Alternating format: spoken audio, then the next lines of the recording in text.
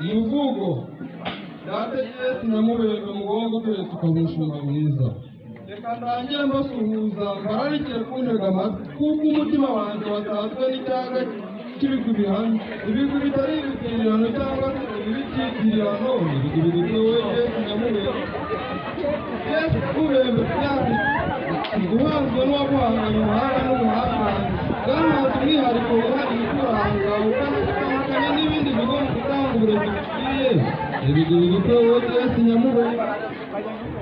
Yesu nyamubere mu myaka nyamaze uhanzwe n'uwaguhanze ukaba hanze ibihangange byuje ubuhanga n'ubuhangange ubupfura ntagereranywa mu baje bakugana bose baba abana ndetse n'abakuze bose baje bakugana. Ibigwi bigoye Yesu nyamubere.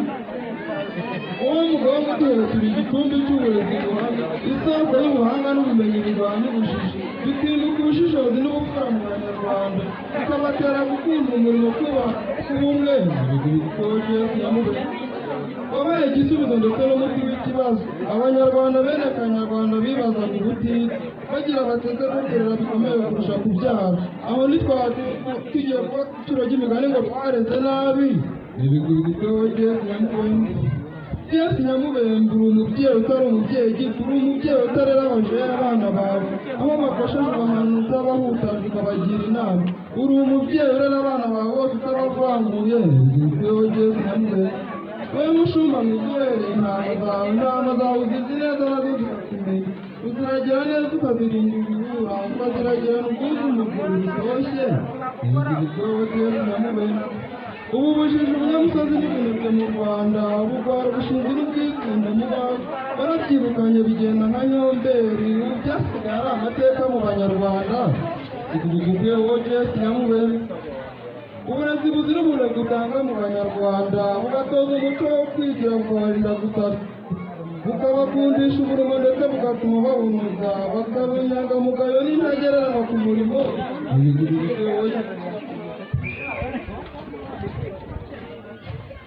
Tugira utaganzwe Yesu nyamubere mbere kuko ibikorwa byawe bizira inenge, bikakurinda ikidodo n'ikidogo ku mutima, ugatera intambwe wemye kuko bureze ababugukunze. Ibigwi Yesu nyamubere. Wowe ngwate icyayi itema ukabaza akabando ugashyigikira abareba bose baje bakugana, maze iyo uwogowe ugasukura amaso y'abakugana bose. Uru rumuri ruyobora Abanyarwanda mu cyerekezo gikwiye. Ibigwi Yesu nyamubere. Abo wareze bahagaze bwuma batajegajega kuko wabahaye uburezi burambye butajegera. Ubu bamwe muri bo ni abarezi, abandi ni abaganga, abayobozi n'abacuruzi ndetse n'abandi batandukanye. Ibigwi bigoye Yesu nyamubere. Yesu nyamubere mbere igiti cy'inganzamarumbo amashami yacyo aribo abarezi bawe, amashami yacyo akita ku ndabyo zacyo aribo barezwamo, tanga indabyo ziryoshye kurusha ubuki aribwo bumenyi. Ibigwi bigoye Yesu nyamubere. Hitamo yawe ku rutare kuko wari ukeneye uburezi n'ubumenyi bitajegera, maze abo bihaye bakabera bakora ibikorwa biteza imbere Abanyarwanda bose. Ibigwi bigoye Yesu nyamubere.